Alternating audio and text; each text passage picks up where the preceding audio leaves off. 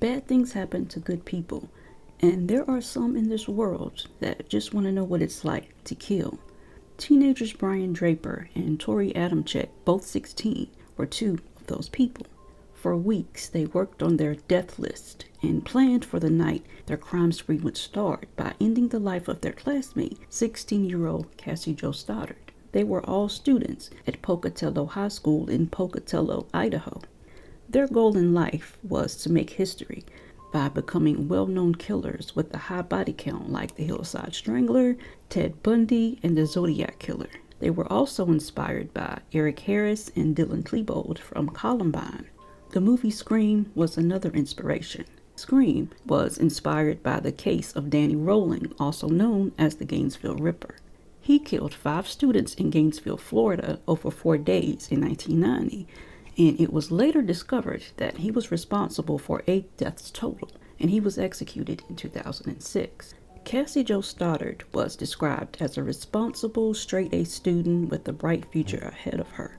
And she had a lot of friends, she was extremely kind, she stayed out of trouble, and she loved to help, whether it be animals or people. And when she and her siblings were younger, they were often cared for by their grandparents. Cassie's brother Andrew said that she was the headstrong one out of all of them, and that he looked up to her, even though he was older than she was.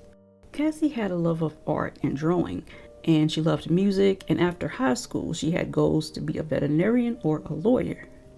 Torey and Brian had previously picked another girl, but she wasn't home, so they chose Cassie instead. They also knew that her boyfriend, Matt Beckham, would be there with her, and they had planned to kill him as well. He was one of the names on their death list. Now the time had come, and all they had to do was wait until dark. And they said that they were really nervous, but they were ready. They used their 4th period class to write out their plan for that night. And on the day of the crime, Brian was filming as he talked to Cassie in the hallway at school, knowing that she'd be their first victim that night. Hey, look, it's Cassie. Hey, look, hello, Cassie. I'm getting you on tape, okay? Say hi, please. Okay, see ya. On the night of September 22nd, 2006, Cassie was house-sitting for her aunt and uncle, Allison and Frank, as she had done many times before. She was in charge of taking care of their 3 cats and 2 dogs for the weekend, and house-sitting was a way for her to earn money for a car. So Cassie's mother, Anna Stoddart, picked up Cassie after school and dropped her off at 11372 Whispering Cliffs Drive in Pocatello, Idaho. And because Cassie was so responsible, when she asked her aunt and uncle if she could invite her boyfriend Matt over, they said yes. And when he arrived at the house, he started texting some friends. And unfortunately, he ended up inviting Torey Adamcik, who brought along his friend Brian Draper. Cassie told Matt that she didn't have permission for anyone other than him to be there, but he was persistent. Brian was outgoing and played sports, while Torey was more introverted. When they arrived, Cassie gave them a tour of the house, including the basement. They then went into the living room to watch Kill Bill Volume 2. And Torey and Brian stayed only about an hour or 2 because they wanted to watch a movie at the theater instead. But unbeknownst to Cassie, Brian had unlocked the basement door so that he and Torey could sneak back in later that night.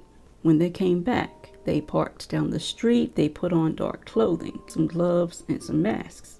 15 minutes after they left, Cassie and Matt began hearing strange noises coming from the basement and the sound of glass breaking. The loud noises were meant to lure Cassie and Matt into the basement, but it didn't work, so they cut off the power instead. That didn't work either, so they turned the power back on and waited impatiently. And Cassie was beginning to feel really uneasy because one of the dogs was growling at the basement door. And seeing how scared Cassie was, Matt called his mother and asked if he could spend the night. His mother said no, that he couldn't stay there, but that Cassie could spend the night at their house. But since Cassie had been hired to look after the pets in the house, she thought it would be irresponsible of her to leave, so she declined the invitation. But that would become a deadly decision that changed the lives of many, many people. Matt's mother arrived at about 11 to pick him up, and now Cassie was all alone. On his way home, Matt called Cassie, but she didn't pick up. He also called Torey to see what he and Brian were up to, and he was hoping to meet up with them later that night. But Matt was having trouble hearing Torey because he was whispering. He told Matt that it was because they were watching a movie, which was a lie.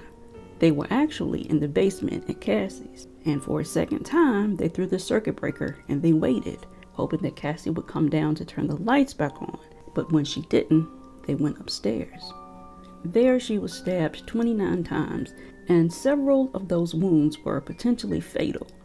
And most of the fatal wounds were to the right ventricle of her heart. And according to a second autopsy, 2 different knives were used. One with the serrated blade inflicted 11 of the 12 potentially fatal wounds, and a second single-bladed, non-serrated knife inflicted 1 potentially fatal wound and other non-fatal wounds. And afterwards, they drove to Black Rock Canyon, where they buried the knives, the masks, the clothing, the gloves, and a videotape.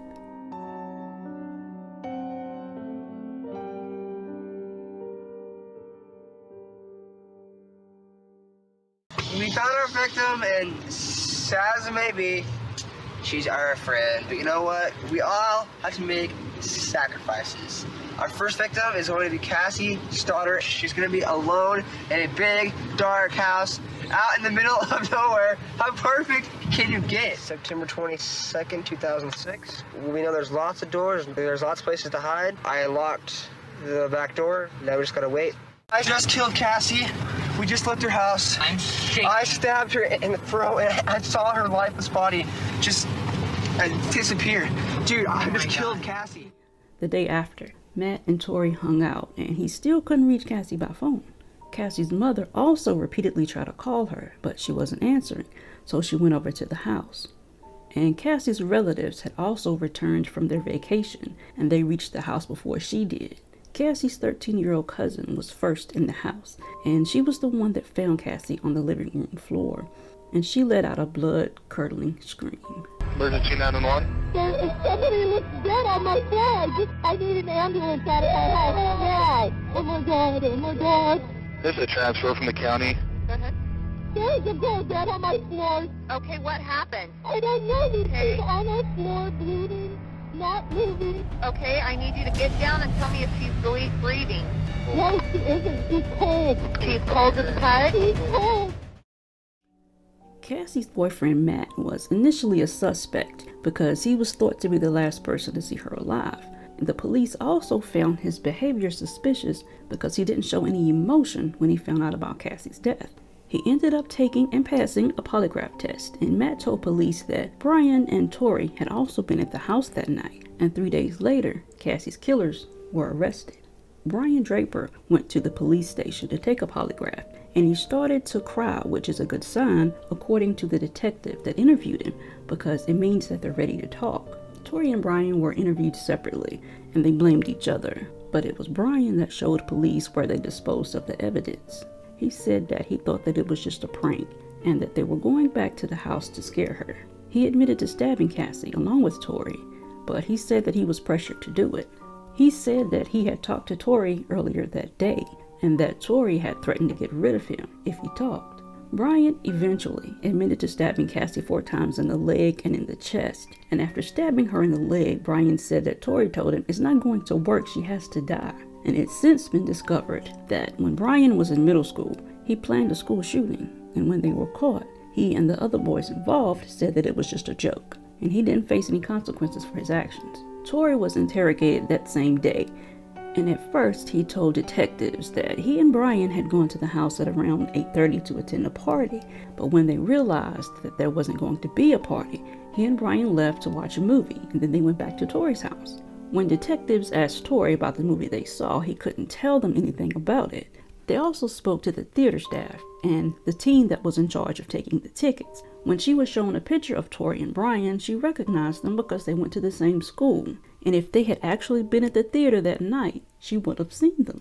Torey and Brian were both arrested on September 27, 2006, and they were charged with first-degree murder and conspiracy to commit first-degree murder. They were convicted of first-degree murder, and Torey was also found guilty of conspiracy to commit murder.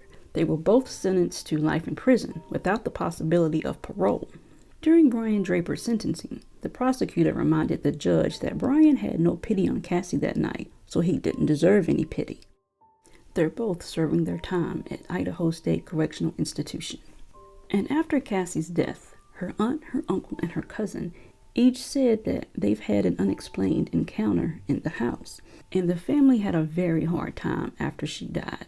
Her Aunt Allison lost her job and she fell into a deep depression.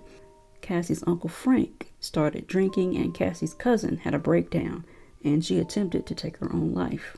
And they had only been in the house a year before Cassie died. And the house was once their dream home, but it turned into a nightmare and they hated being in it. And they struggled to sell the house for years, and it finally sold in 2020. Realtors aren't obligated to disclose that something horrible took place at a property, but if the buyer has signed a buyer-seller's agreement, then they are then a client and the realtor must let them know about it. And Allison and Frank are no longer together. In Cassie's memory, there's an annual event that's called Pumpkins from Cassie. The first year the event was held was to help raise money for funeral costs and her headstone, and it was then called Pumpkins for Cassie. Now it's called Pumpkins from Cassie because it's about giving back, and the Pocatello Animal Shelter is one of the organizations that receives donations from the event, and it was inspired by Cassie's little chihuahua named Tink. When Cassie was 14, she got Tink as a puppy, and after Cassie's murder, Tink didn't understand why Cassie wasn't home. He waited for her to come home, but she never did. And this caused her family to think about all the other pets who lose their owners. And because of that, they decided to give some of the proceeds to the animal shelter. And Tink was cared for by Cassie's mother. The county sheriff summed this crime up when he said, "Senseless, premeditated killing for the thrill of killing are the things that scare you the most."